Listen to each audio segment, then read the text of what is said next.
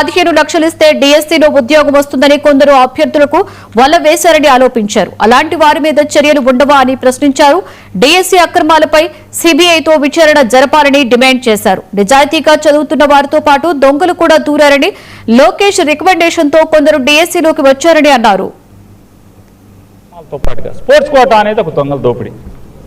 చంద్రబాబు నాయుడు గారు ముఖ్యమంత్రి ప్రమాణ స్వీకారం చేసి లోకేష్ అనే ఆయన విద్యాశాఖ మంత్రి అయ్యే వరకు ఆంధ్రప్రదేశ్ రాష్ట్రంలో అమలవుతున్నటువంటి ఉద్యోగ నియామకాల్లో జీవో నెంబర్ 74 ప్రకారం 2% నియామకాల్లో స్పోర్ట్స్ కోటా కింద ప్రభుత్వం అమలు చేస్తున్నటువంటి జీవో. కరెక్ట్గా డిఎస్సి ఇచ్చే రోజు 2025 డిఎస్సి ఇచ్చే ఏప్రిల్ 19వ తారీఖున పాత జీవో 74 రద్దు చేసి జీవో 4, జీవో 47 అని ఒకటేమో స్పోర్ట్స్ డిపార్ట్మెంట్ ఇస్తుంది, ఒక జీవో నెంబర్ 4, మరొక జీవో జిఐడి ఇస్తుంది అదే రోజు జీవో నెంబర్ 47.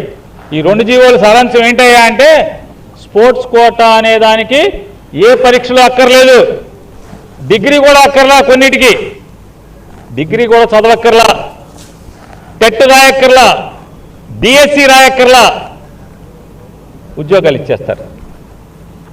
ఇలా 400 చిల్లర ఉద్యోగాల్లో 380 ఉద్యోగాలని